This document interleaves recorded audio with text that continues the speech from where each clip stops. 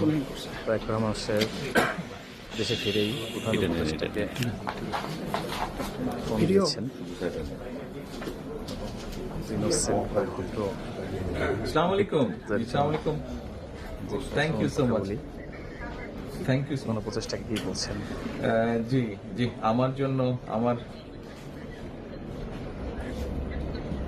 জি জি thank you so much. আপনার শরীর কেমন আছে? আচ্ছা, দোয়া করবেন ইনশাআল্লাহ।